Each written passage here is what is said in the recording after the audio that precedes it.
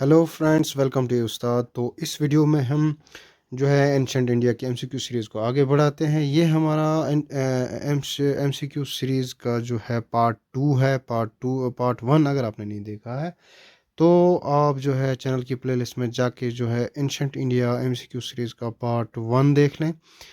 क्योंकि हम जो है इन वीडियोस के ज़रिए जो क्रोनोलॉजिकल या जो टाइम स्केल है उसके अकॉर्डिंगली जो है ये एमसीक्यू सीरीज़ बना रहे हैं। यानी जो पहले पीरियड का इससे पहले पीरियड का जो है टाइम पीरियड का जितने भी एमसीक्यूज़ थे वो हमने बनाए हैं पहले वीडियो में। उसके बाद के टाइम जो आता है उसके हम अकॉर्डिंगली हम टाइम के हिसाब से क्रोनोलॉजिकली एमसीक्यूज़ भी बना रहे हैं। यानी एक पीरियड जब ख़त्म होता है उसके बाद दूसरा, उसके बाद तीसरा, तो इसी के हिसाब से जो है हम एमसीक्यू सीरीज़ जो एंशंट इंडिया के बना रहे हैं।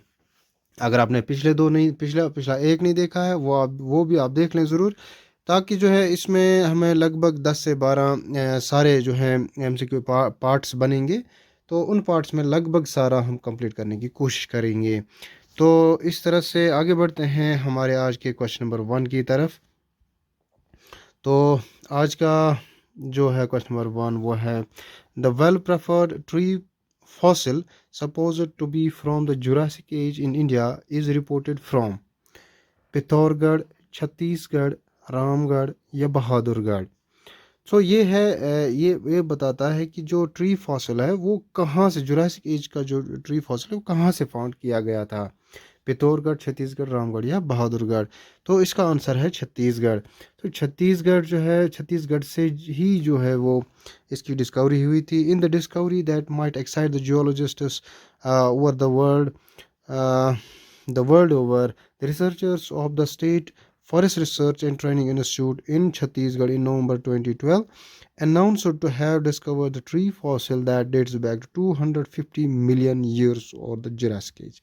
The discovery could be the precursor to more such findings in the Sarguja region known for its rich fossil reserves. यानी जो इंडिया में जुरासिक एज का ट्री फॉसिल मिला है वो जो है कहाँ से मिला है, छत्तीसगढ़ से मिला है।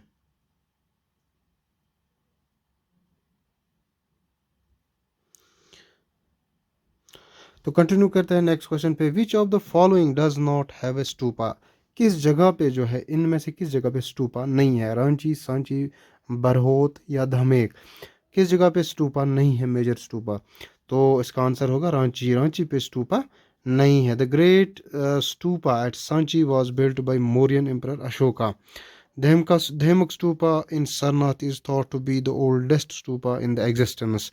The stupa of Barhut is between Allahabad and Jabalpur, situated in the erstwhile Nagaur state of Madhya Pradesh. तो चूंकि हमने हर हर एक क्वेश्चन के साथ साथ सिर्फ आंसर ही नहीं, आंसर के साथ थोड़ी सी एक्सप्लेनेशन, ताकि हमें जो है अगर हम वो जो एंशंट इंडिया का कोई बुक पढ़ें भी ना, ताकि हमें हमें तब भी जो है ये थोड़े थोड़े फैक्ट्स हमें मिलते रहें, जिससे हमारी जो है ये नॉलेज भी बढ़ते रहे और हो सकता है इसके अराउंड कोई दूसरा क्वेश्चन पूछा जाए वो भी हम कर पाएँ। तो इसलिए से हर क्वेश्चन के साथ साथ ये कोशिश की गई है कि थोड़ी सी एक्सप्लेनेशन साथ रखें, ताकि हमें इस एक फैक्ट के साथ साथ कुछ और फैक्ट्स भी मिल पाएँ। The site of birth of Gautam Buddha is marked by. जो गौतम बुद्धा की साइट है, बर्थ साइट है, वो किस चीज़ से मार्क की जाती है। A monastery, Rummindei pillar of Ashoka Maurya, Rummindei pillar of Ashoka Maurya, statue या पीपल ट्री। किस चीज़ से जो है इसे मार्क किया गया है। तो इसका आंसर है the Rummindei pillar of Ashoka Maurya. Lumbini, the birthplace of Lord Buddha. Lumbini is the birthplace of Lord Buddha. It is marked by commemorative pillar erected by the Mauryan Emperor Ashoka of India during his pilgrimage to the holy site in 249 BC. यानी वहाँ पे जो ये खड़ा किया गया है pillar, commemorative pillar, वो मौर्यन एम्परर अशोका ने किया गया 249 BC में। The inscription on the Ashoka pillar identifies the sacred garden spread over 9 square kilometers as the spot where the enlightened one was born. Lumbini was also as Rumdi in Ashoka's time. यानी जो आज का लुम्बिनी है ये तब क्या उसे कहा जाता था अशोका के वक्त में रुम्बिद, फिर ये करप्ट होकर आज लुम्बिनी बोला जाता है। तो नेक्स्ट क्वेश्चन है the original founder of the manuscripts and editor of Kautilya's Arthashastra is. Kautilya's अर्थशास्त्र कौटिल्या की एक बुक है। और कौटिल्या कौन था? कौटिल्या चंद्रगुप्त मौर्य का मिनिस्टर था और उसने उस टाइम पे एक बुक लिखी थी। वो बुक थी स्टेट क्राफ्ट पे। वो स्टेट क्राफ्ट जो है उस आज की एडमिनिस्ट्रेशन है वो उस टाइम की एडमिनिस्ट्रेशन दिखाता है कि वो किस तरह से चलती थी।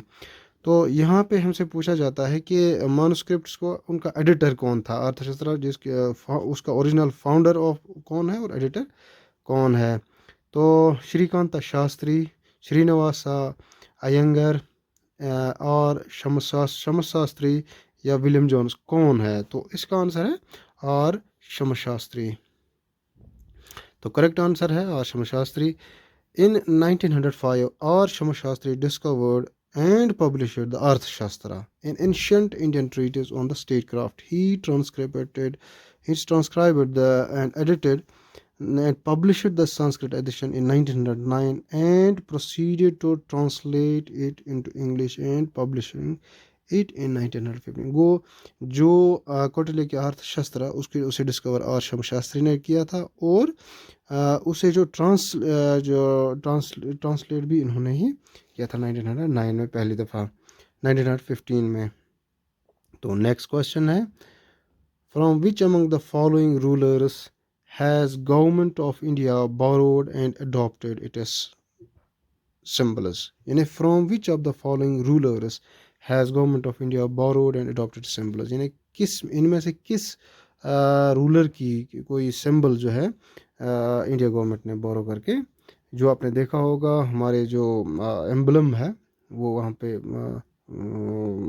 आप वो जो अशोका का चक्र, अशोका का एक तो चक्र है, दूसरा वो अशोका के वो 3 शेर 4 शेर होते हैं तो वो अशोका से बोरो किया गए हैं।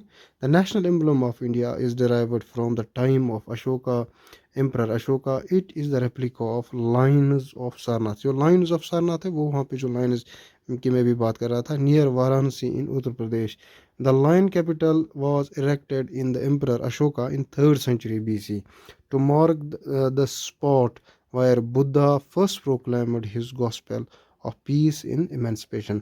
देखिए आपको एक बात बताते चलूँ कि अगर आपने अभी तक जो है ई साद की एप्लीकेशन डाउनलोड नहीं की है मैं डिस्क्रिप्शन में उसकी एक लिंक रखूँगा, वो आप क्लिक करके एप्लीकेशन को डाउनलोड ज़रूर कीजिए। वो इसलिए बता रहा हूँ क्योंकि वहाँ पे जो है MCQ सीरीज़ की PDF भी आपको मिलेगी। इसकी जो इससे पहले भी PDF या इसके बगैर जो भी आपका मटेरियल है JKSSB के या किसी और का मटेरियल आपको फ्री ऑफ कॉस्ट वहाँ पे मिलता है, वहाँ पे रखा गया है। आप जाइए वहाँ पे स्टडी मटेरियल में वहाँ से वो डाउनलोड कर सकते हैं।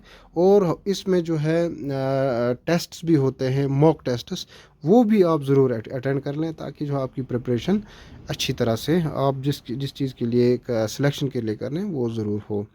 तो नेक्स्ट क्वेश्चन है who was the author of Telugu work Amuktamalyada. Amuktamalyada, तो अमुक्त मलयादा का ऑथर हमें बताना है कौन है?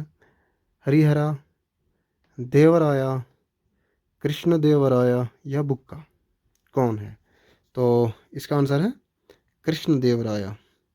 Krishna Devaraya in 1905-1930 the greatest emperor of the Vijayanagara empire composed Amukta Malayada। Amuktamalyada considered a masterpiece in the Telugu literature. देखिए आपसे जो है कुछ भी पूछा जा सकता है। अगर आपका हिस्ट्री इंडियन हिस्ट्री है तो it could be anything could be picked up from the history and it would be asked, and if you couldn't this answer it correctly you will either gain the negative marks or you will gain nothing।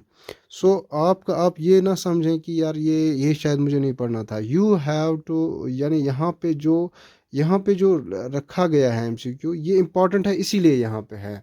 Important नहीं होता इसका हम question बनाते ही नहीं। सो इसलिए आप जो है ध्यान ध्यान में ये चीज़ रख लीजिए कि ये ऐसे ही ये पिक एंड चूज़ करके लाए गए हैं, मोस्ट इम्पॉर्टेंट फैक्ट्स आपके सामने रख रहे हैं। तो it is considered a masterpiece in the Telugu literature. Epic poem is believed to have been written and dedicated to the Lord Venkateshwara. The administration of the empire was carried on along with the lines indicated in the Amukta Malyada. तो इस तरह से आपको पता चलता है कि ये भी पूछा जा सकता है ये किस जुबान में है। तो तेलुगु है, किसने, वो भी पता है, वो भी बता दिया मैंने।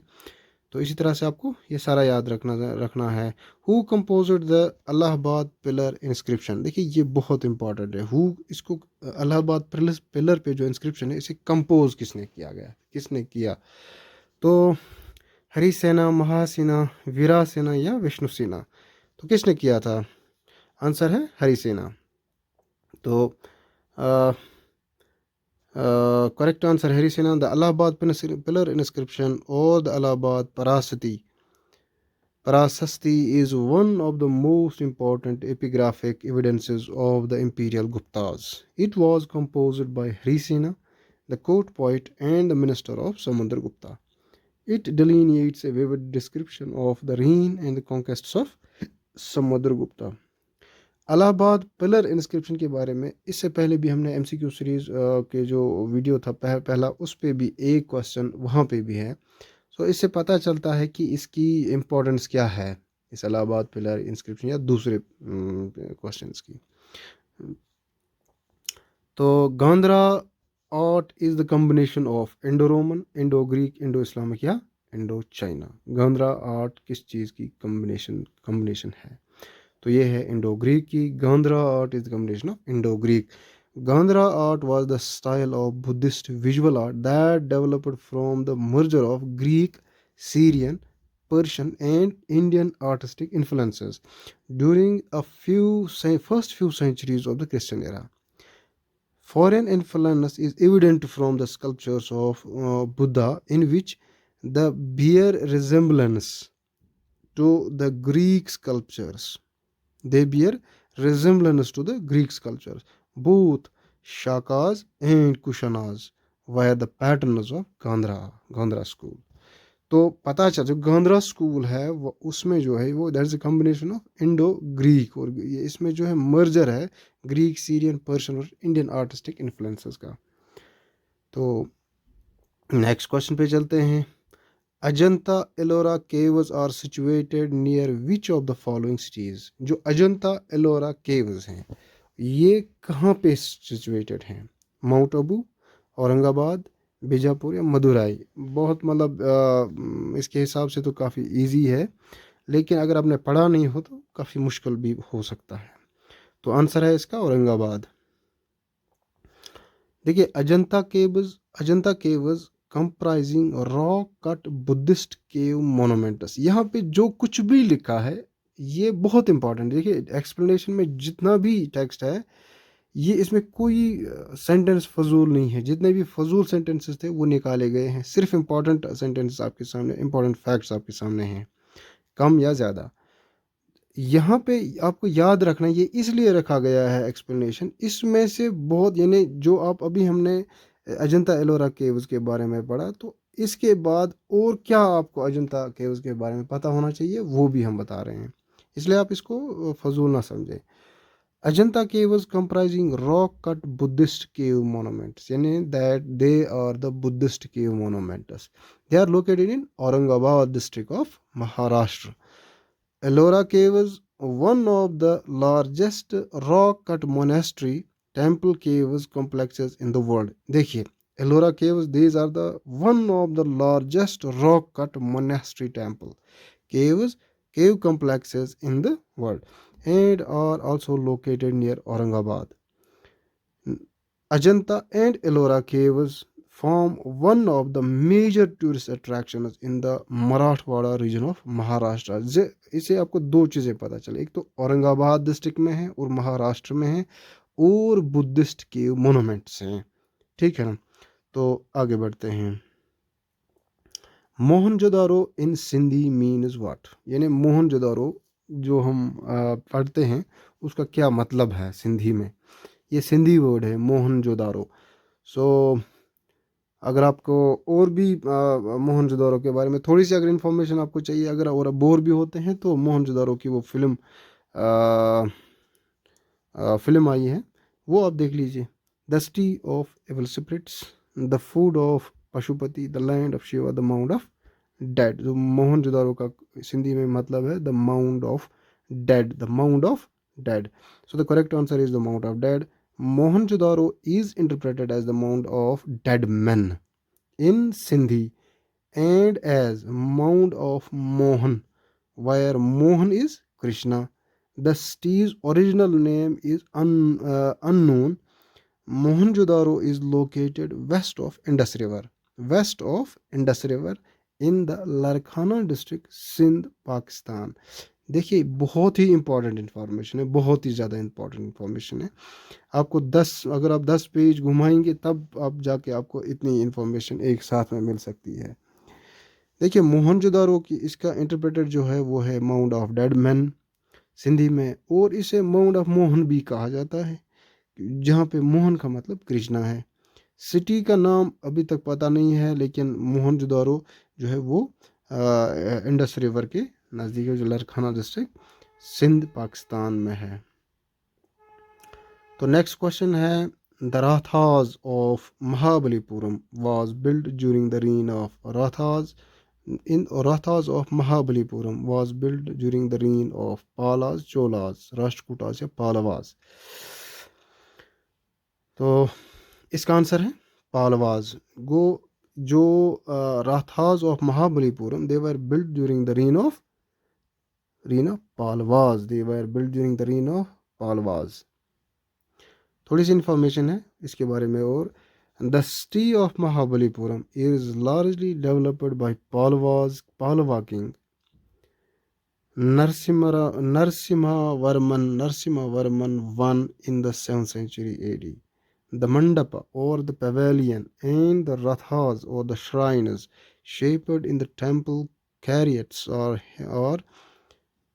hewn from granite rock face, while the famed Shore temple, erected half a century later, is built from dressed stone.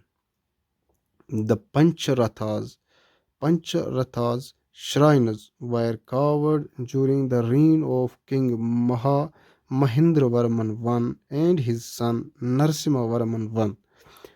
The purpose of their construction is not known. The structures are not completed. सो हमें यहाँ पे city of Mahabalipuram के बारे में थोड़ी सी information है। इसको आप जितना पढ़ेंगे उतना आपको ज़्यादा याद रहेगा। तो आगे बढ़ते हैं। Buddha gave his first sermon at deer park in, जो डियर पार्क कहाँ पे है? मगधा, सरनाथ, सांची या लुम्बिनी, कहाँ पे उसने पहला जो सरमन दिया था? तो इसका आंसर है सरनाथ। जो बुद्धा ने गौतम बुद्धा ने पहला जो ये दिया था, तो वो जो है सरनाथ पे दिया गया था। After attaining the enlightenment at Bodh Gaya, देखिए ये याद रख लीजिए, जो एनलाइटमेंट कहाँ पे अटेनमेंट किया था? बोध गया में। Gautama Buddha went to Sarnath ancient Isipatana near Varanasi in UP. It was at Deer Park in Sarnath that he proclaimed his first disclosure on the Four Noble Trust to a group of 5 monks and set in motion the wheel of dharma। वहीं से शुरू होता है। The Sarnath is mentioned by Buddha as one of the 4 places of pilgrimage। देखिए with is one of the 4 places of pilgrimage से mention किया गया था। तो बहुत ही अच्छी और इम्पोर्टेंट इंफॉर्मेशन है। आगे बढ़ते हैं। चालुक्य टेम्पल्स या जैन टेम्पल्स एट दिलवारा और सिचुएटेड इन, जो चालुक्य टेम्पल्स दिलवारा के हैं वो कहाँ पे? एमपी, यूपी, राजस्थान या हरियाणा। तो Chalukya temples of Dilwara are situated in Rajasthan. The Dilwara Jain temples are located near Mount Abu in Rajasthan. These temples were built by Jain laymen between 11th and 13th century AD and are world famous for their stunning use of marble. The Dilwara temples are sacred pilgrimage places of Jains. बहुत important है, बहुत important. जो दिलवारा है ये कहाँ पे है? Mount Abu. Mount Abu कहाँ पे है? राजस्थान में है। और ये किन के टेम्पल हैं? जैन्स के टेम्पल हैं, वो सेक्रेट पिलग्रिमेज प्लेसेस हैं। तो आगे बढ़ते हैं, क्वेश्चन नंबर यहाँ पे 39।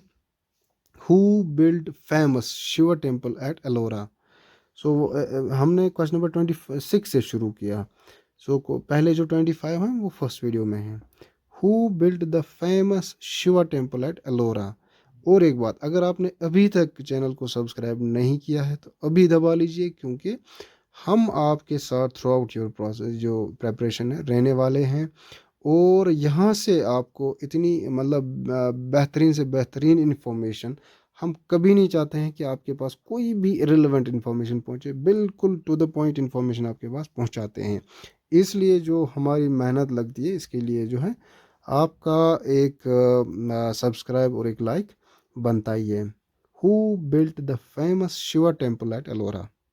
शिवा टेम्पल जो एलोरा में है उसे किसने बनाया था? Rashtrakuta ruler Krishna one, Mauryan emperor Ashoka, Gupta king Samudragupta, Chalukyan king Pulakeshi one.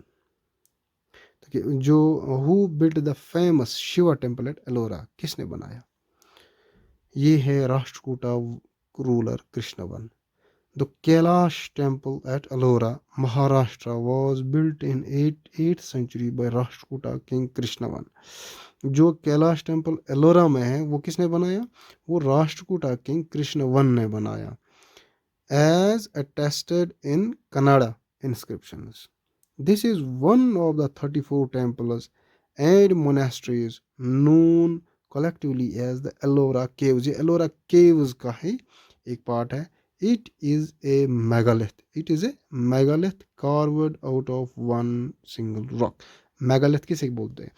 Mega means big, lith means stone, यानी बड़ी स्टोन को कारो करके जो है, तो ये जो है उस पे कार्विंग करके बनाया गया है। So the next question is, the 6th century BC was an age of reasoning, intellectual awakening, political unrest, religious ferment. तो 6th century BC की बात हो रही है। 6th century BC की बात हो रही है, वो उसे किस एज के नाम से जाना जाता है? तो आंसर है religious ferment. The 6th century BC was the age of religious ferment in the world. In India, it witnessed the birth of Buddhism and Jainism. It was in the same period that Heraclitus preached his new doctrines in the Greek island of Ionia. Zoroaster launched his protest against the prevailing religious superstitions in Iran. Confucius showed a new way of life in China. इस as में through out the world, इस century में through out the world जो है major religious events हुए हैं। और India में बुद्धिज्म और जैनिज्म का जो बर्थ हुआ है। Which one of the following tribal assemblies was normally involved in the election of tribal chief? Which one of the following tribal assemblies was normally involved in the election of tribal chief? के election में इनमें से कौन सी assembly involve होती थी? समिति, गण सभा या विधाता? तो ये एंशंट इंडिया की बात हो रही है कि उस टाइम पे जो जब ट्राइबल असेंबलीज में इलेक्शन होता था ट्राइबल चीफ के लिए, तो उसका क्या नाम होता था? समिति, गण सभा या जो ट्राइबल असेंबली का क्या नाम होता था?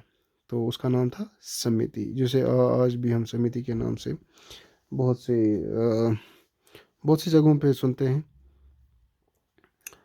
Several tribal assemblies such as Sabha, Samiti, Vidhata and Gana mentioned in the Rig Veda exercise deliberative, military, religious functions.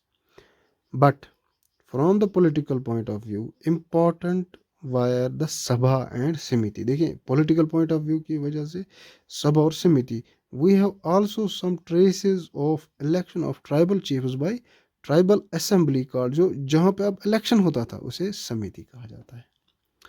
ये मतलब ये बहुत ही बारीक इन्फॉर्मेशन है। मतलब आप जब पढ़ोगे ये लगभग, आप अगर आप खुद से पढ़ोगे तो लगभग ये मिस ही हो जाएगा कि अब इलेक्शन किससे होता था और मिलिट्री रिलीजियस फंक्शंस किससे होते थे, है ना। तो और पॉलिटिकल या बाकी फंक्शंस किसके होते थे। सो हमारे यहाँ पे जो टेलीग्राम ग्रुप है, हमारा टेलीग्राम ग्रुप, वहाँ पे रोज़ के हमारे MCQ सेशंस होते हैं। आप अगर आपने अभी तक वो वहाँ उस ग्रुप में नहीं है, आप डिस्क्रिप्शन में दिए लिंक को, टेलीग्राम लिंक को फॉलो करें और वहाँ उस ग्रुप में चले आएँ और शाम को रोज़ रोज़ MCQs की प्रैक्टिस कर लें। Which one of the following is not a sect of Buddhism? Which one of the following is not a sect? इनमें से कौन सा जो बुद्धिज्म का सेक्ट नहीं है? महायाना, हिनायाना, दिगंबर या थेरावाद। इनमें से कौन सा नहीं है? यानी एक नहीं है, बाकी तीन हैं। तो दिगंबर जो है वो बुद्धिज्म का सेक्ट नहीं है। Digambara sky clad is one of the two man sect. तो ये जो है जैनिज्म का सेक्ट है। बाकी तीन जो वहाँ पे हैं वो तो बुद्धिज्म के हैं।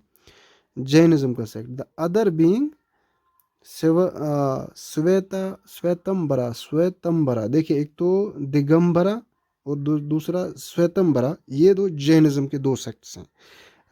Generally Digambara MOOCs where no clothes. अब थोड़ी सी और इन्फॉर्मेशन, तो दिगंबरा मोक्स होते हैं वो क्लोथ्स नहीं वेयर करते हैं, whereas Shvetambara white clad monks usually wear white clothes. ये जो है देखिए इनमें क्लोथ्स का फर्क है, स्काई क्लैड और white clad.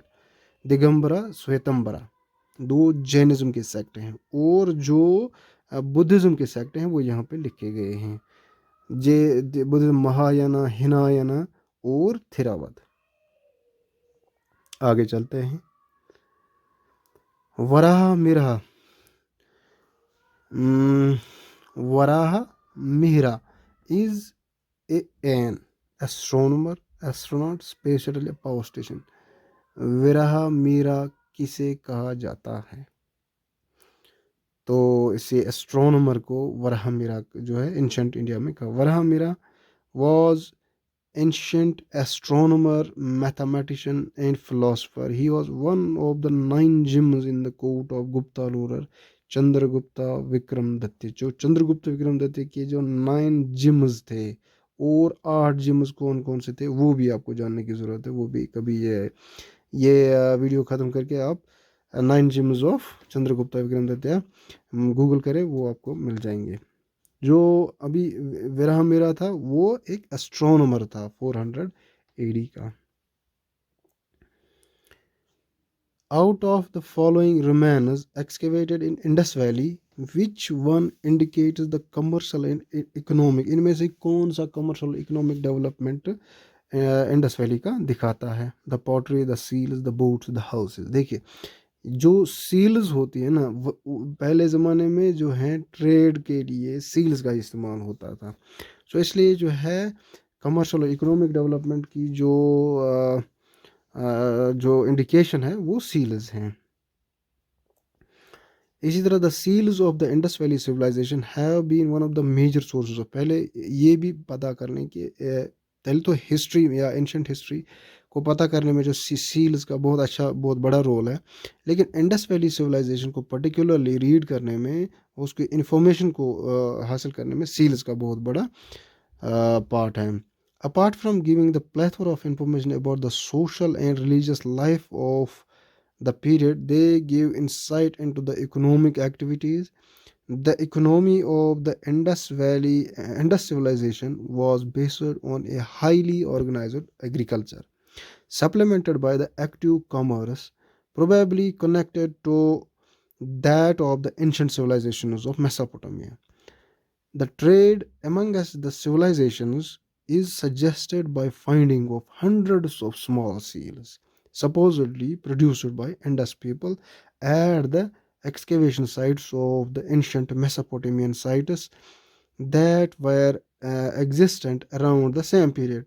Some of the seals mention the rulers of देखिए जो जो हमें कैसे पता चलता है कि इनका इंडस पीपल का जो है मेसोपोटामियन के साथ जो ट्रेड रिलेशंस थे, जब हम उसी पीरियड सेम पीरियड के जो हैं सील्स देखते हैं यहाँ इंडस वैली में, वो भी वही पाए उसी तरह के पाए जाते हैं उस जिस तरह के मेसोपोटामियन साइट्स में पाए गए हैं। इस तरह से हमारे ट्रेड लिंक्स लगते हैं, इकोनॉमी और जो है इकोनॉमिक एक्टिविटीज़ का पता चलता है कि यह ये जो है इन दो रीजन्स के आपस में होते थे। तो यहाँ पे ये अच्छी इन्फॉर्मेशन है, आप स्क्रीनशॉट लेके इसको आराम से फिर से पढ़ सकते हैं। द कैपिटल ऑफ पालवाज, द पालवाज की कैपिटल क्या थी? बहुत ही मान लीजिए हिस्ट्री के हिसाब से काफ़ी इजी क्वेश्चन है, लेकिन पढ़ा नहीं हो तो बहुत मुश्किल है। द पालवाज की कैपिटल कौन सी थी? कांची।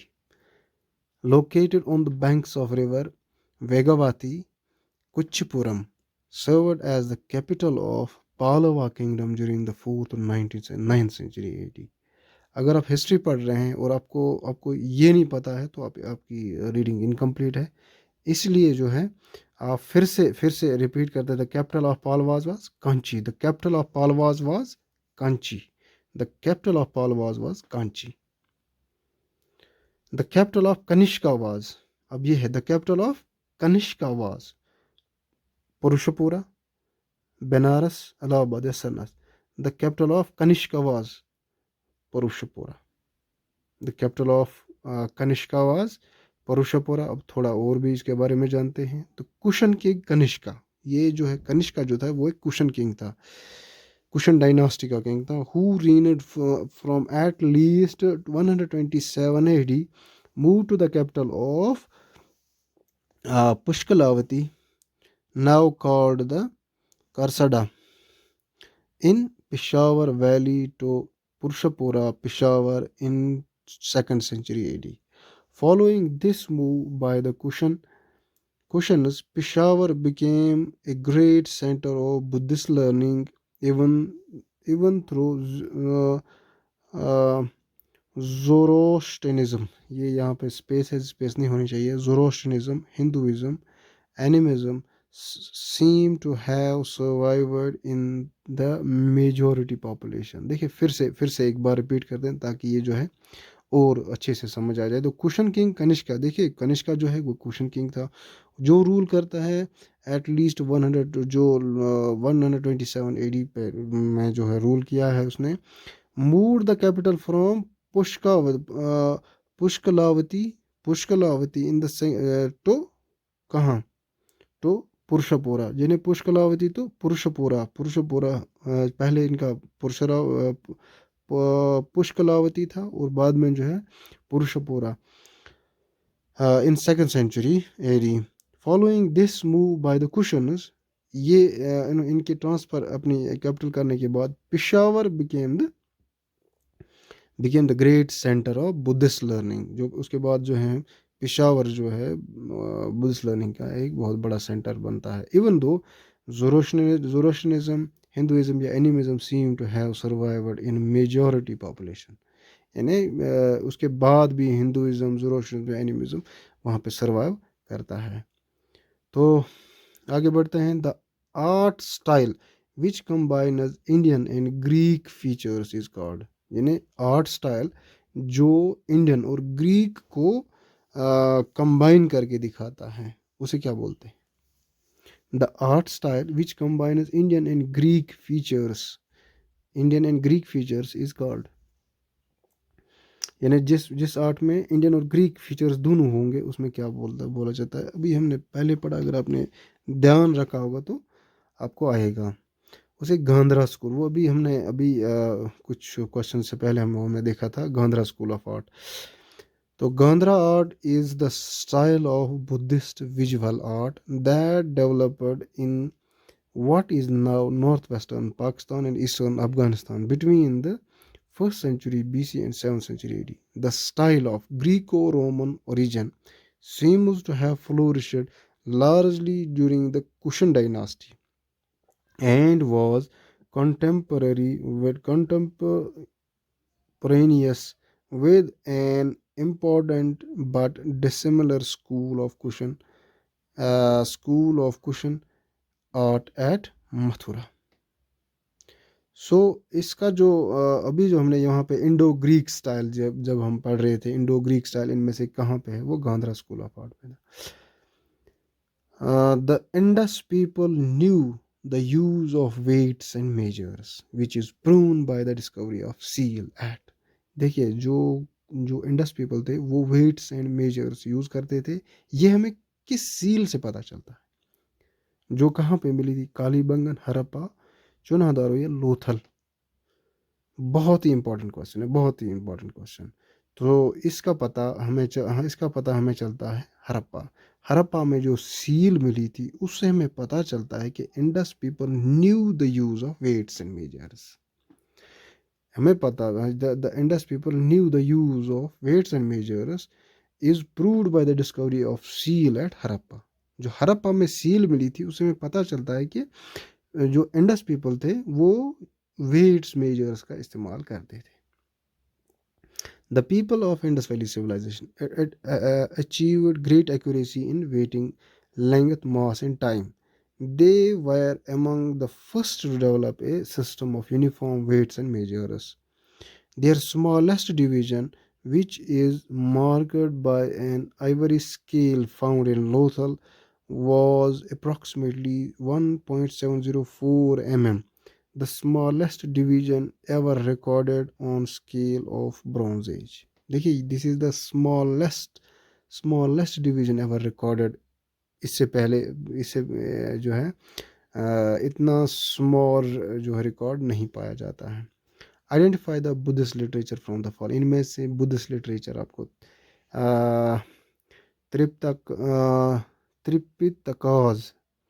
त्रिपिटकाज, उपनिषद, अंगाज या अरियंकाज, कौन सी बुद्धिस्ट लिटरेचर है? अगर आपको पता, आपने पिछला वीडियो देखा होगा तो आपको पता चल गया होगा कि वो त्रिपिटकाज ही है, क्योंकि Tripitakas is the traditional term used by the Buddhist sects to describe their various canons of sculptures. As the name suggests, a Triptaka traditionally contains 3 baskets of teaching. एक है सूत्र पिताका, विनय पिताका, और तीसरा है अभिधर्म पिताका. अभिधर्म एक है सूत्र पिताका, विनय पिताका, अभिधर्म पिताका. ये 3 है. त्रिपिटकाज मीन्स 3 है ना, 3. So Tripitaka, the traditional term, is used by Buddhist sectors to describe various canons of sculptures. As the name suggests, a Tripitaka traditionally means 3 baskets of teaching. So 3 baskets. One basket is Sutra Pitaka, और दूसरी basket क्या है? विनय पिताका. तीसरा है अभिधर्म पिताका.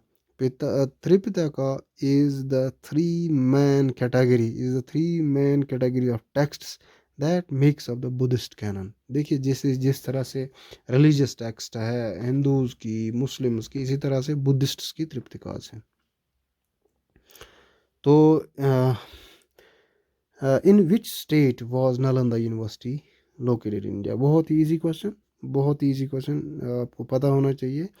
3 तक मैं गिनता हूँ, आप अपना आंसर नोट कर लीजिए कि इनमें से कहाँ पे नालंदा यूनिवर्सिटी लोकेटेड थी. इजीएस्ट क्वेश्चन है. बंगाल, बिहार, उड़ीसा या यूपी? होप आपने आंसर अपना सोचा होगा. आगे देखते हैं. ये बिहार में है. Nalanda was an ancient centre of higher learning in Bihar, India. It was a Buddhist center of learning from the 5th or the 6th century CE to 1197 CE. Nalanda flourished between the reign of Chakraditya, whose identity is uncertain, ये छोड़ दो आप, and 1197 CE, supported by the patronage from the Hindu Gupta rule as well as the Buddhist emperor like Harsha, later emperors of Pala Empire. तो इसके साथ जो है हमारे आज के क्वेश्चंस इस सेक्शन के इस पार्ट के एंड होते हैं. आपका शुक्रिया कि आप जो है हमारे साथ बने रहे। तो इस तरह से जो है आप नेक्स्ट वीडियोस में भी पार्ट लीजिए। आपकी जो है सारी परेशानी, सारी टेंशन आपको हम दूर करने वाले हैं। हम पहले एंशंट इंडिया को ख़त्म करके फिर मॉडर्न इंडिया पे चलते हैं। सॉरी, एंशंट पे फिर मिडीवल, और मिडीवल से मॉडर्न, सारा ख़त्म करके लगभग इसमें जितने भी हम कोशिश करेंगे कम से कम वीडियो बनाएं, लेकिन कोई इन्फॉर्मेशन हमसे ना छूटे। अगर आपने अभी तक भी सब्सक्राइब नहीं किया है तो सब्सक्राइब कर लीजिए। ई उस्ताद की एप्लीकेशन डाउनलोड करके वहाँ पे अपने मॉक टेस्ट के लिए रजिस्टर करें, और वहाँ से जो फ्री मटेरियल आपको मिल रहा है वो भी कर लीजिए। और टेलीग्राम लिंक पे सब्सक्राइब करके ग्रुप में आ जाइए। Thank you.